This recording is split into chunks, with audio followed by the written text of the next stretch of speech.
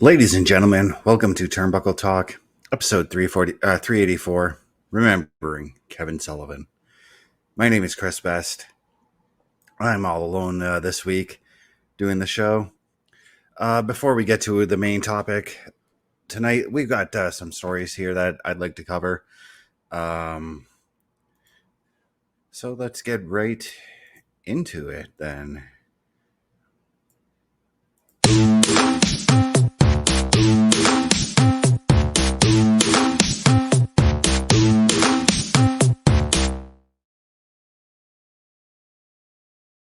Of course, our first story of the day is John Cena, who has confirmed the date, the amount of dates, I should say, that he will be scheduled to do on his retirement tour.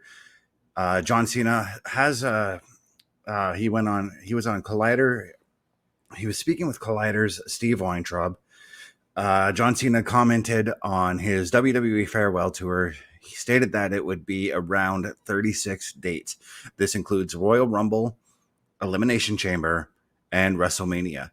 However, it's stated that he will not be retiring at WrestleMania. He plans to give the full 2025 WWE, full 2025 calendar to WWE. He stated that he's retiring in 2025, and I start the farewell tour in January, but will be ending it in December. So it's going to be right around 36 dates around the world to pay thanks and gratitude to the WWE audience around the world. So that's what he's doing in 2025. He goes on further to say that he's grateful for the audiences. He's grateful the audiences have been there for him for close to 25 years now, and he just wants to say thank you. So that is the whole idea of this retirement tour for John Cena. So as I said, the only dates that we do know of are Royal Rumble, Elimination Chamber, WrestleMania, and of course he's going to be at WrestleMania. He will also be obviously doing Raws, doing maybe some SmackDowns. I guarantee you as well, he's probably going to be at SummerSlam. I'm not exactly sure. Maybe Money in the Banks, Survivor Series he could very well do. However, the wrestlers who he's taking on, though, that's the question I'm thinking about. In those 36 days, he has the chance to give 36 WWE superstars a big opportunity. And one of those names, two of those names in that on my TV right now that I'm looking at, I think could very well be Ethan Page and Joe Hendry. He could very well go down and help out people in NXT.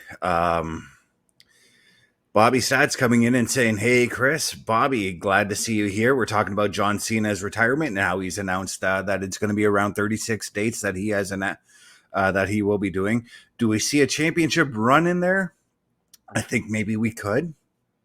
It's possible. But it's going to be interesting to see how many people, how many people he's going to wrestle, what feuds he's going to enter. Do we see him maybe go into reliving some old feuds? Maybe that's possible. I mean, we could see one final run with Randy Orton, another final run with CM Punk, maybe. But I really would like to see him be that guy.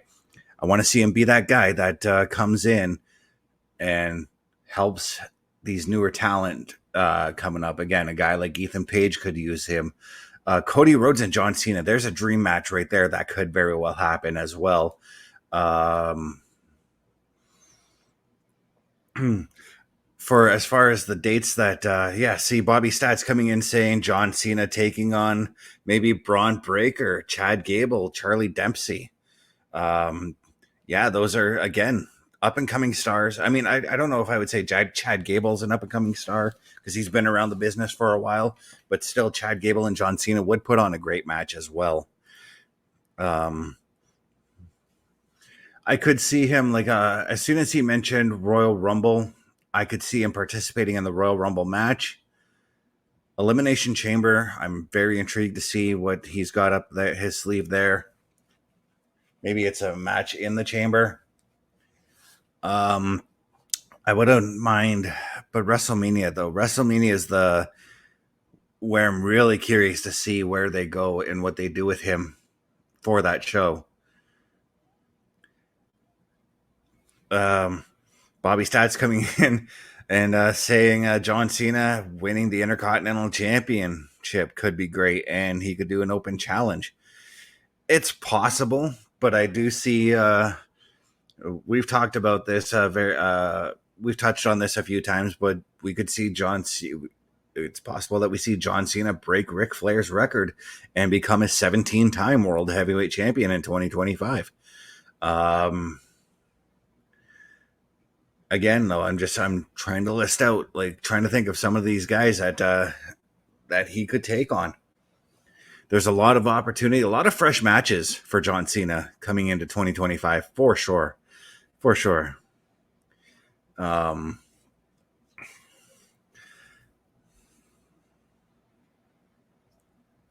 Of course, he came out earlier this year announcing that he was planning his 2025 retirement at Money in the Bank. At that time, though, the details were unclear, but now they are clear. As I said, 36 dates. And he then expressed his gratitude towards the fans. I'm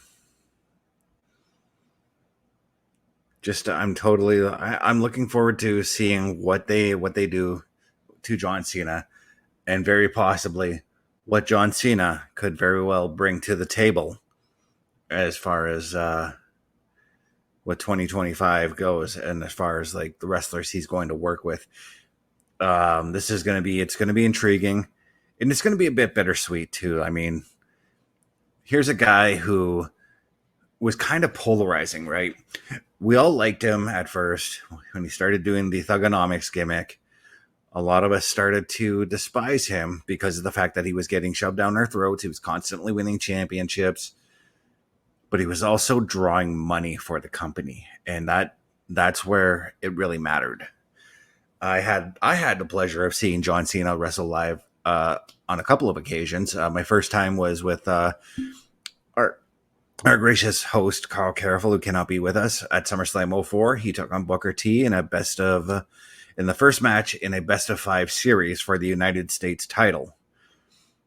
My second time watching John Cena would have been in 2006, Unforgiven, against Edge in the TLC match. Fantastic match. Awesome match. Loved it.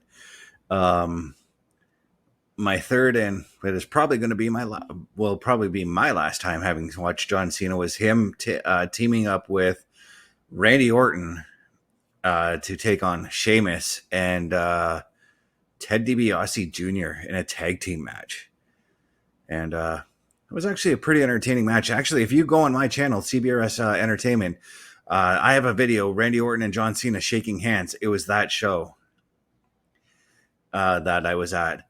Right now, Bobby Stats, just because he was just on our screen, Wesley taking on John Cena. It's clear right now that could very well happen. We've also talked about Carmelo Hayes being that possible guy. You know what else I could see? And I'm just thinking about this right off the top of my head. Because of his legendary feud with Bray Wyatt, I could see John Cena having a feud with the Wyatt Six. Think about that for a second. Think about that. That's going to be that would be a fun feud to watch again. And it would be nice to see, because again, fresh feud for John Cena, because it would be John Cena and Bo Dallas as opposed to Bray Wyatt. But yeah, I'm ready to move on here, and I want to talk about another story that came across my desk this morning. We've got a certain former WWE wrestler who is switching rings, as it were. And I'm not talking like the rings you wear on your fingers. I'm talking about Bobby Lashley, who made an appearance on The Laboratory with Plaz, not exactly sure what that is. The Almighty said he's eager to test himself outside of wrestling. To that end, he's already lining up a boxing match in Las Vegas against an opponent yet to be announced. He came out and said, I love to be able to push myself to do things that are ridiculous and to do things that are ridiculous. I set goals for myself every day, he said. What can I do? How far can I push myself? How much can I do? I want to run a marathon. If I want to run a marathon, I'm going to try to do that pretty soon. I'll do jiu-jitsu. I'm going to try and win a world championship in jiu-jitsu. I'm going to do a boxing match. We've already talked about this boxing match. I might have an opportunity to do it. I'm boxing somebody in Vegas. There is an opponent. So nothing set in stone yet. No date yet has been announced, but Lashley's contract with the WWE is set to expire soon. It's not expected that he's going to re-sign. We're all expecting that he's done. Bobby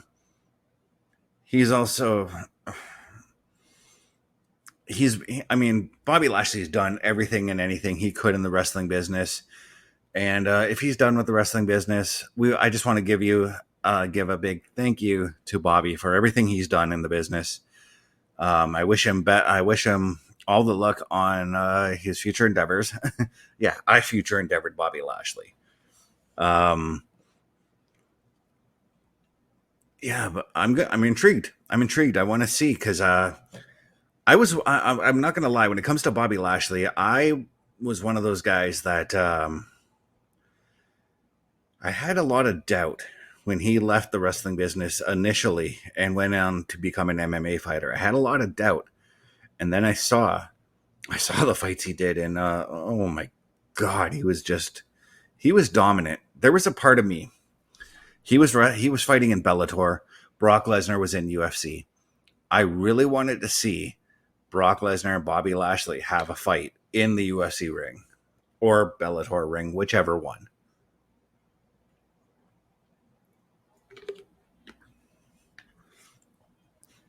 But yeah, all the best to Bobby Lashley. If he wants to do wants to run a marathon, he can do it. I guarantee you he can do that. I'm curious about the jiu-jitsu though. And I know I just mentioned MMA. So I think he could do that. I'm very excited to see where it goes. I'm intrigued to see the boxing match. I'm going to definitely try and pay close attention to that information or to that news.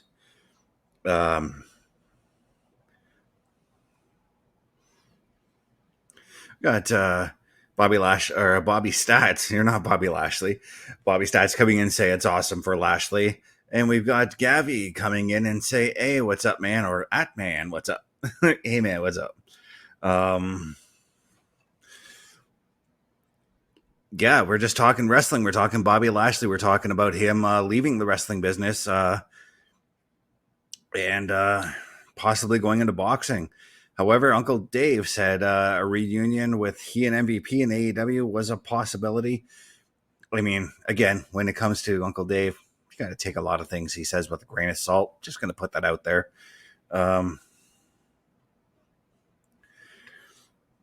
He said his last match was in May. Bobby's last match was in May at a live event in France. And again, before I'm going to give a little bit of a brief history on Bobby Lashley here. Before signing with WWE, the 48-year-old wrestler wrestled collegiately with the Missouri Valley College.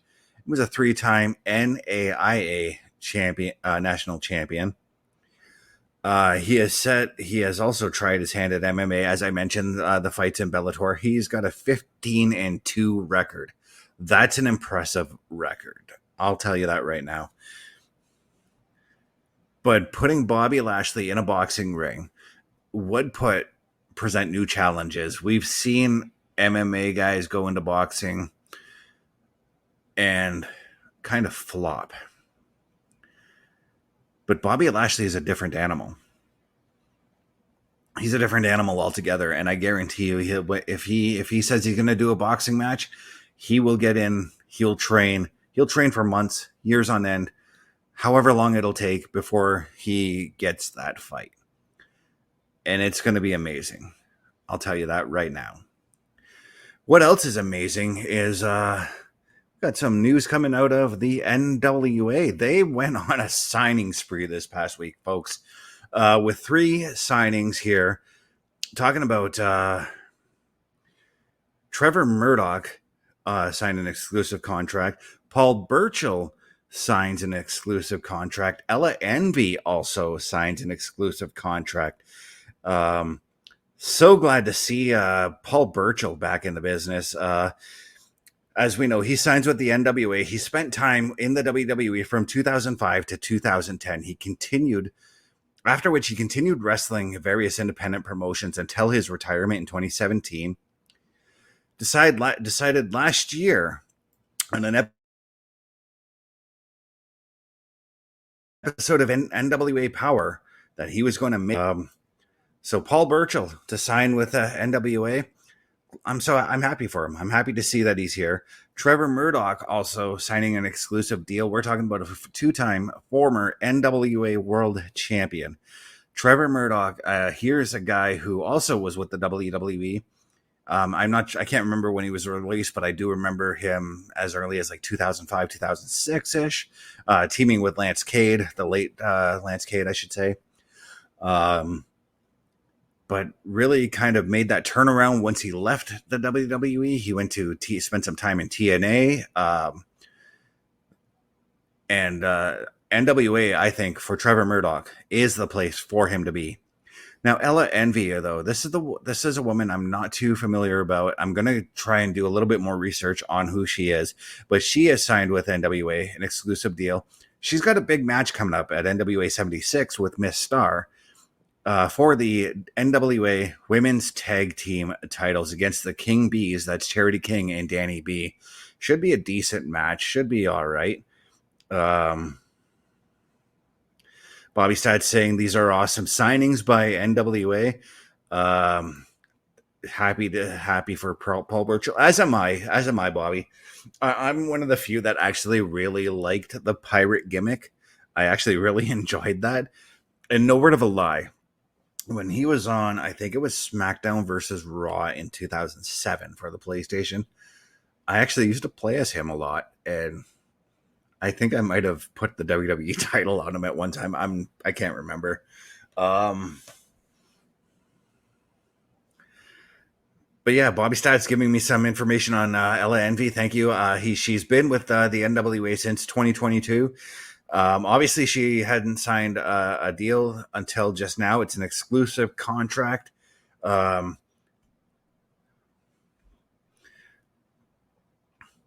2021, actually, Bobby, she's the first woman in modern history to become a 3-time NWA Women's World Tag Team Champion. Each reign with a different partner, though.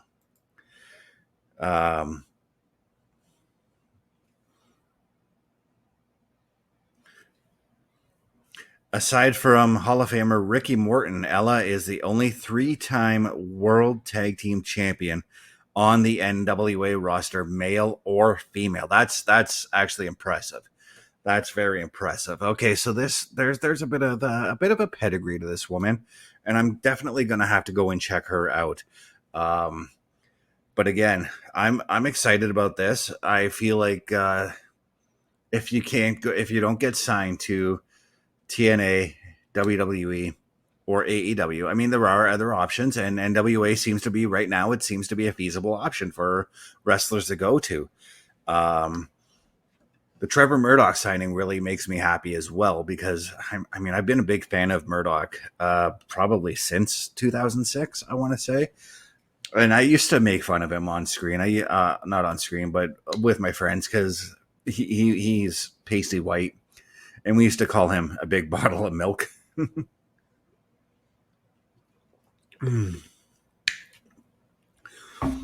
But yeah, this is there's no terms on any of these deals yet. There's no there's nothing stating on the NWA website. That's where I'm looking at this news. there's no numbers on how long these deals are, but I'm sure over time we will have some information on excuse me, on these signings. And there's probably going to be more signings if this is what NWA is doing right now. And these are exclusive deals, meaning that they're only going to be working with the NWA. They more than likely won't be doing other promotions. But that's hard to say. I'm not exactly sure what NWA means by their deals as well, by what their contracts mean.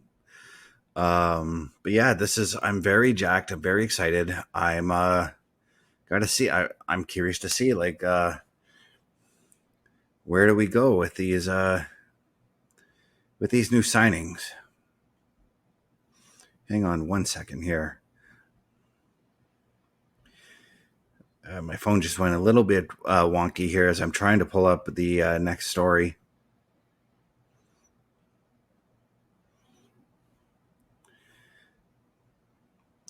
All right.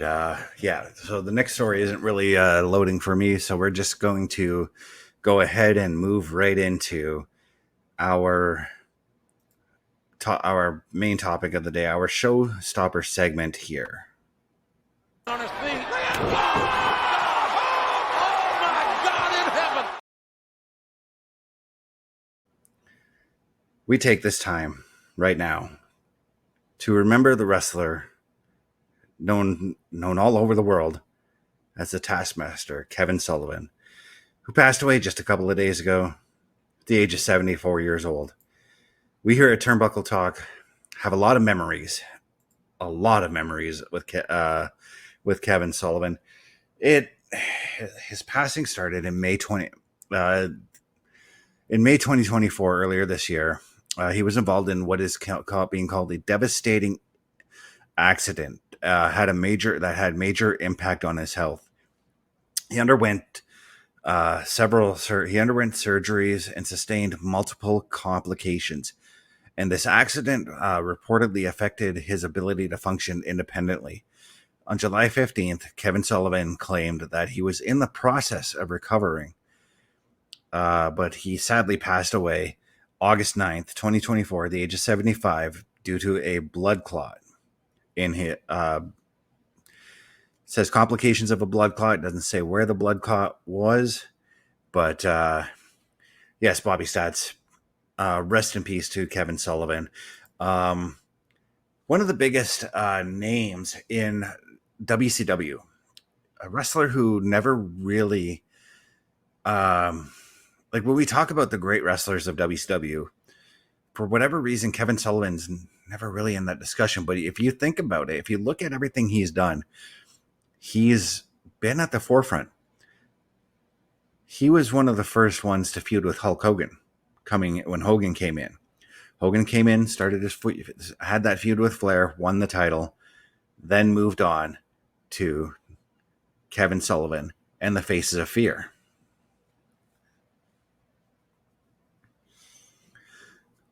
Now, this all led to Ric Flair and Kevin Sullivan teaming up to form the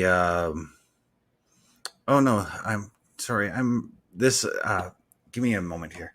This all led to Brutus Beefcake turning on Hulk Hogan, joining forces with Kevin Sullivan and Earthquake, who was wrestling as Avalanche at the time, to form the Faces of Fear to take down Hulkamania. This is something that would have continued until I want to say about April or May of '95, when he kicked out Brutus Beefcake out of the Faces of Fear, and they began a feud against one another, where Brutus Beefcake took on gimmick 13 out of 18 gimmicks and became the man with no name. He would he'd have that match at Slamboree of '95. I remember that match very well because it was the first WCW pay-per-view I ever ordered. And it was actually not that bad of a match either. He would go on after that match to form the Dungeon of Doom, because it was that match where Curtis Iakea showed up after Kevin Sullivan had won and began to call him out as Sullivan, my son. And I can't say it in the way that Curtis Iakea said it, but it was very deep. It was very dominating. After which Sullivan would go on and round up like the most misfit kind of wrestlers to feud with Hulk Hogan. He brought in Avalanche, who changed his name to the Shark because of WCW or WWF threatening litigation against John Tenta. He brought in the Shark. He brought in Kamala. He brought back Brutus Beefcake as the Zodiac.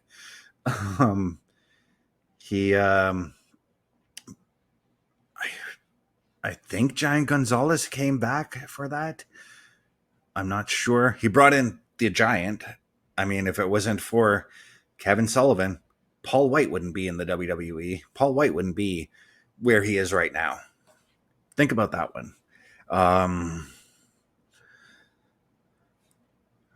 Let's see. I'm trying to think now. So he brings in, he starts building this army of wrestlers to fight Hulk Hogan. And this all culminates at Halloween Havoc, which, by the way, perfect name for perfect pay-per-view for Kevin Sullivan and the kind of stuff he was into. He had a lot of insane gimmicks. He brought in the Giant to take the title from Hogan. And Giant was successful in doing so, but ultimately would be stripped of the belt the following night on Nitro. The belt would then be held up in for the Battle Royal, which Macho Man ended up winning. On Hogan's side, though, as the feud continued, we would also see Dave Sullivan get involved as Evad Sullivan and join forces against Kevin Sullivan. Against Kevin. I'm trying to remember. They might have had a War Games match that year. This all leads to, we're now going into 96. This all leads to Kevin Sullivan joining forces with Ric Flair and the Four Horsemen to form the Alliance to End Hulkamania. Oh, Zeus was brought in as well as a member of the Dungeon of Doom. This would all culminate in what a lot of people consider one of WCW's worst matches, in the Tower of Doom cage match, where Hogan would face the Dungeon of Doom and the Four Horsemen, Hogan and Savage, in a 3-tiered cage match against it was 8 different people. 8 people. In what I thought at the time, now granted I was 13 years old, and what I thought was a great match. Ultimately, this would lead to where did Kevin Sullivan move on to? Right. So after that, the Dungeon of Doom and the Four Horsemen were starting to show cracks in the Alliance to End Hulkamania. And we would get what is one of my most favorite matches in WCW history. And I'm talking about the Falls Count Anywhere match between Kevin Sullivan and Chris Benoit. Wow, just everywhere they brawled. All over the building.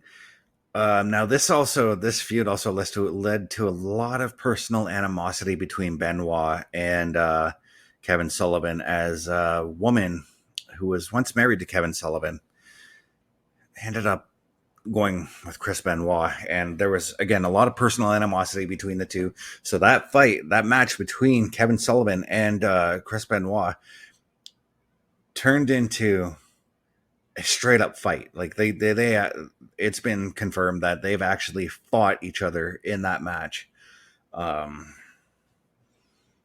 I think Chris Benoit was the one who ended up walking away with the win on that one. I'm trying to remember. It's been a little bit since I've seen that match. But yeah, afterwards, this would continue. Yeah, the feud with the Horsemen would continue even past. I want to say past Road Wild that year, where I'm trying to remember now. Anyways, ultimately, this would all lead to '97, when Kevin Sullivan would actually retire from the ring and move on to joining the booking committee and doing some managing for a little bit, doing some managing and reforming the Varsity Club, a stable that he started in the late '80s with. He started it with Rick Steiner, and there were a few others who I think I want to say IRS was a part of that stable as well. He would go on and reform the Varsity Club with IRS and another wrestler whose name is escaping me at the moment. For like a cup of coffee. Didn't really last long. Now, there were some controversial stuff about him in his booking days. Like when he... when they wanted to keep Chris Benoit, Eddie Guerrero, Dean Malenko, and Perry Saturn. And because of the way Sullivan was booking them, that's part of the reason why they all fled to the WWE. But Kevin Sullivan there was like a mystique about him whenever you watched him wrestle. His character was wacky, it was out there, and it was freaky sometimes. There's a part of me that I've been mulling this about in my head for the better part of the day today. I was thinking about the Dungeon of Doom, and if they couldn't get Curtis Iake to do it, how cool would it have been if they got Paul Ellering to manage the Dungeon of Doom? I think that would have been fantastic.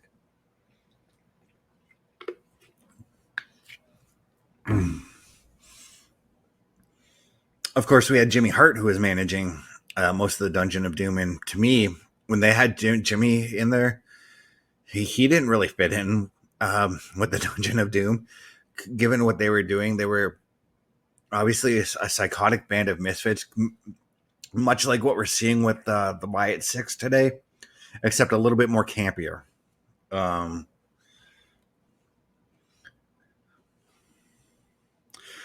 Bobby Stats is asking if Kevin Sullivan ever been inducted to the WWE Hall of Fame? No, but I would love it if he got inducted, because again, here's a dude. Like I've said, the dude had a great mind for the business, and well, yeah, another one of my favorite things, favorite Kevin Sullivan moments that just popped right into my head. He was having a feud with Brian Pillman. And it was all about Kevin Sullivan was looking to beat respect out of Brian Pillman. And all Pillman did was at the start of that match is he grabbed the mic and he goes, "I respect you, Booker man." And then he left. Just, oh my God. It was awesome. And you see the confused look on Kevin Sullivan's face as Brian Pillman just left the ring. But another thing, too, about Kevin Sullivan is I know a lot of people probably didn't get a chance to, but he was actually, for me personally, he was the one who got me into listening to wrestling podcasts. I happened to be just stumbling around online looking for a podcast, looking for wrestling podcasts done by wrestlers, or just looking for wrestling podcasts in general. And his podcast was the first one I found, and started listening to some episodes. And he actually he tells some cool stories, like his time in Florida Championship Wrestling under Mike Graham. where he began the Kevin Sullivan character, the Taskmaster character that we eventually got to know. Talks about his he does talk about his the incident with Chris Benoit. He does talk about his relationship with Nancy after they had split.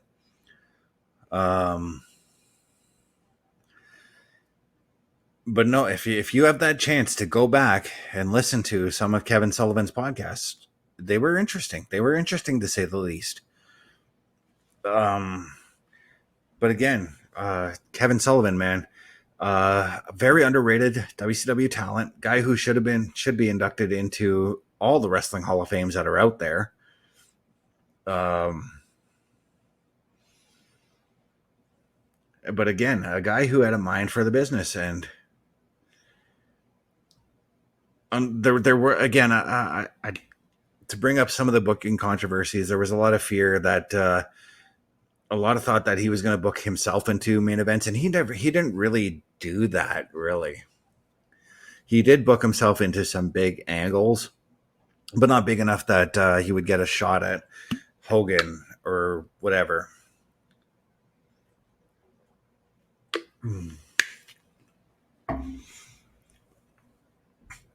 But yeah, if it, just thinking about some of the names that he brought in, we got Hugh Morris out of Kevin Sullivan. We got Paul White, the Giant, out of him. We got, to a lesser extent, Reese from the Flock, who was the Yeti, who showed up to help cost Hogan the title at Halloween Havoc in '95. He also, again, was the creator of a lot of the dumb gimmicks, dumb gimmick matches. Again, the Tower of Doom cage match, that was one of Kevin Sullivan's creations. The monster truck match against Paul White, again, at Halloween Havoc '95. It was kind of silly, but you know what? In retrospect, and as I've gone back and watched them, I appreciate some of the campiness that Kevin Sullivan brought to his Taskmaster gimmick. But I can't help but wonder, what would that Taskmaster gimmick have looked like if he did it in the WWE? I've always wondered that. That's can you imagine? Now imagine this. Let's say Sullivan had left the WWE. What if he was the higher power for the Ministry of Darkness? That would have been entertaining right there. That would have been really fun to see. But yeah, once again, Kevin Sullivan, man, great mind for the business.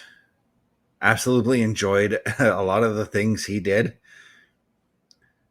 But it's sad. It's sad to see him go. I mean, like I said, underappreciated WCW talent, was always a part of the major angles, but we never really talked about just how big of an impact he had on the wrestling industry. And he had a huge impact, a very big impact. But yeah, ladies and gentlemen, we're going to take a moment here. We're going to join me. I'm going to ask you guys for a moment of silence as we do a 10-bell salute to one Kevin Sullivan.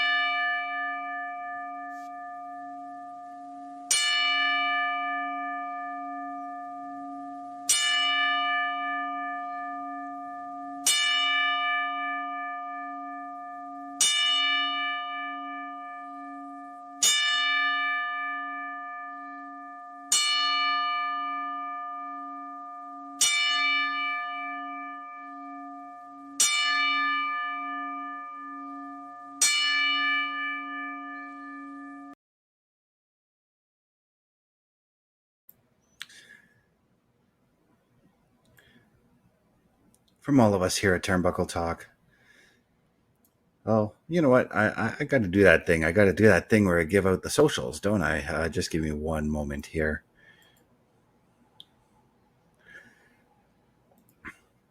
If you want to find me, you can find me at youtube.com at CBRS Entertainment, twitch.tv, CBRS_entertainment, threads.net at CBestFilms83, facebook.com, chris.best83, tiktok.com, CBRS.entertainment.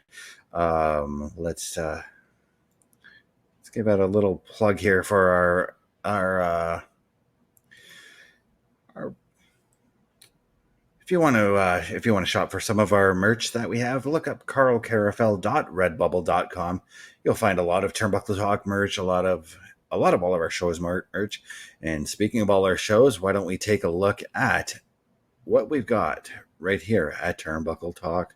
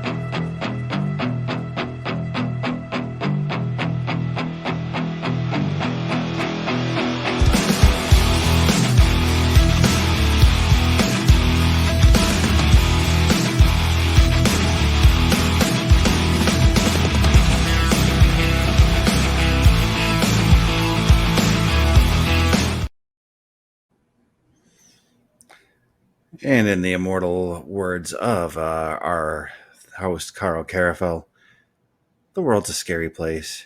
Take care of each other.